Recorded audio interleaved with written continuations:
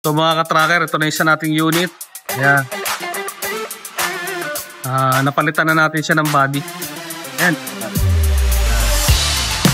Palitan na natin ang body yan.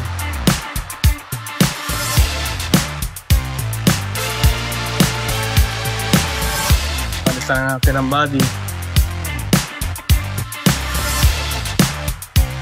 6HK1-17. Ayan. Dating regular sidings, ngayon pinalitan natin ng aluminum sidings. Yan. So pang malakasan to. Yan. Naisalpak na natin. Dati kasi yung lumang-luma na. Yung dating sidings siya, yun yung kulay green. Yan, kulay green na yan. Yan, kulay green na yan. Yan ang kanyang dating sidings. Yan, tapos ito na siya ngayon. Mga ka-tracker. So, sinalpak na natin siya.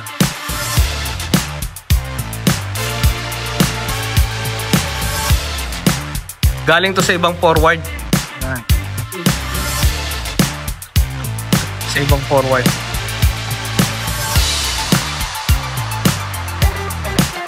So ongoing natin to. Itong unit na to.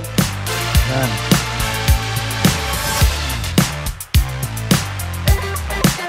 Eight stud siya with boom. Ayan o. Itong buyer natin ito, kumuha na rin ito sa atin before. Ngayon, pang ilang unit na rin nila to. Gamitin to sa airport. Gamitin to sa airport. Ayan. Sa cargo, logistic. Going sa recon. Nire-recon natin. Anong makina nito? Ano yan? 6SK1-17. The 17. Tapos 8 stud. Makapalamwelye. Tapos naka maxi brake. Naka maxi brake siya. Yan. Yan. Naka maxi brake siya sa ilalim. Yan. Repair na yung iba dyan. Yan. Kung ano kasi yung mga kunyari may problema or something kailangan gawin, gagawin na natin agad. Yan, nakita mo yung pinakapana yan, tumataas yan, yan yung tumutukod kapag tumaas na siya. Yan. Tumutukod yan, tataas kasi yan. Yan.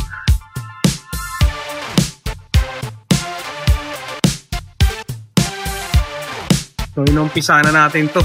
Yan, natapos na natin. Tapos na natin yung aluminum high sidings. Ang gwagwapo na yan. Dati po kasi nakita nyo yung sidings na yun, regular sidings lang po yun. Ngayon papagandahin natin siya, aluminum sidings na. Tapos yung kulay na to i-retain natin, white, red at saka green. I-retain natin yan kasi yung company same na same dun sa uniform nila. FSR 34 ito. Malaking truck, 3 wipers. Ayan, wide body. FSR 34. FSR 34. Ayan, aluminum sidings na siya. Kaya mga ka-tracker, kung kayo meron kayong mga requirements na ganito, na palitan natin ng body, kung ayaw nyo yung body, gusto nyo pa mas maganda na body, gagawin ho natin yan. Dito po yan sa Golden 20 sa atin. Yan. Kung ano po yung requirements na kailangan ng kumpanya, yun, gagawin natin. Yan. Ang tawag po dyan natin yung kanyang customize. Yan. Kasi po yan, dati po mahaba po yung aluminum na sidings siya, mahaba po yan. Ngayon hindi naman po siya po pwedeng sobrang haba kasi tatama ho doon sa ilalim. Kaya ngayon binalik po natin siya doon sa original na sukat, yung nandoon. Yun. Yung sidings na green, pakulay nito. Yan. Kaya siya ka-tracker. Ang gawin ko yan.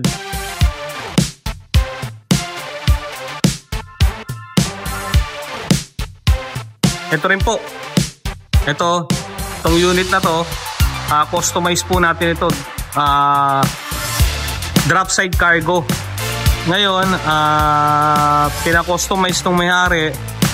If ever na gagamitin niya pang livestock, pwede.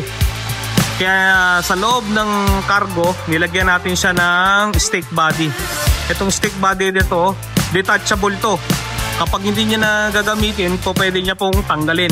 Nakatornilyo po yan. Yan. Nakatornilyo po. Yan, nakatornilyo po siya. Tapos maglalagay pa tayo ng panel dito sa gilid na nakalagay. Yan, dito nakalagay sa panel. Ito nakalagay. Magpapa-print out pa tayo ng decals. Nakalagay live animals para dun sa requirements niya sa livestock. Yan. Pinasukatan na natin sa naggagawa, sa nag-layout. Ito. Tapos maglalagay tayo ng butas kasi need ng buyer na requirements dito. Lalagyan natin siya ng butas na may tubo, na may saraduhan para dun sa mga dumi ng baka. Yan. Ang mga dumi ng hayop. Na para hindi siya maipon dito po, pwede siyang kahit na natatanggal ito, nabababa ito, yun, meron pa rin kasi requirements nun, kailangan daw may butas, so susundin natin yun. Yan. Itong unit nito, 4JJ1-8 twin turbo. 4JJ1-8 twin turbo po ito. Ayan po ang makina, lilinisin pa ho natin yan pag ito ilalabas na. So na-change oil na rin po natin to, na bypass na to, na-delete na to, DPD. Ready to go na nga ho ito eh. Kapag po, pwede na ho ito lumabas. Ayan.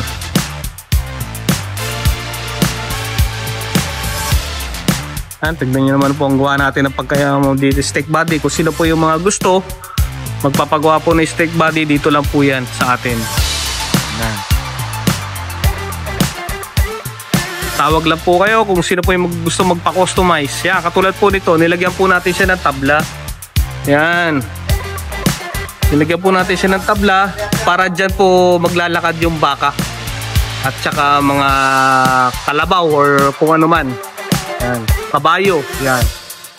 Naibababa po yan dito. So ito, bababa rin po natin to. Yan, bababa yan. Tapos bababa pa yung pinakapinto niya.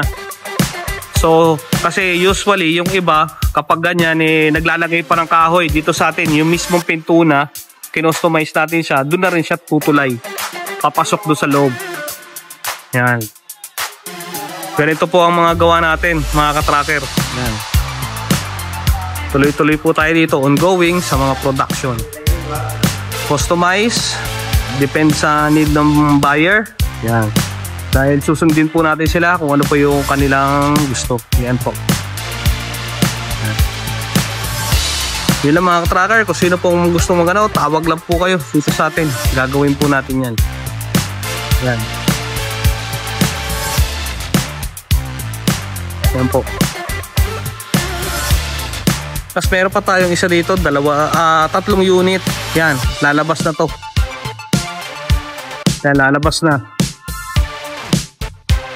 Yan, brand new body. Yun, dalawa yun. Tatlo ho yan. Yan, tatlo. Tatlong unit.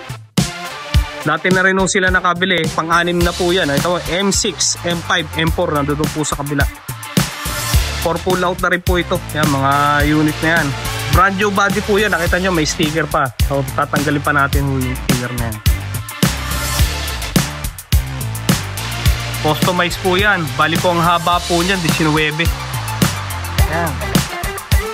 Ito po ay unit po to ng liwayway. Yan.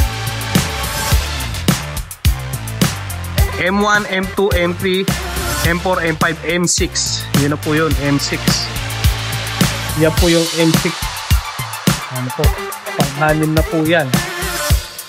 Dito lang po yan sa atin. Tuloy-tuloy po ang order ng mga buyer.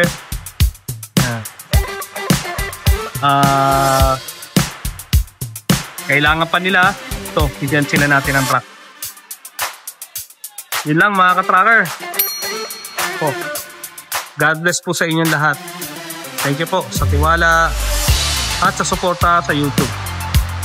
Thank you po. Like and subscribe na lang po kayo mga ka-tracker. Salamat po.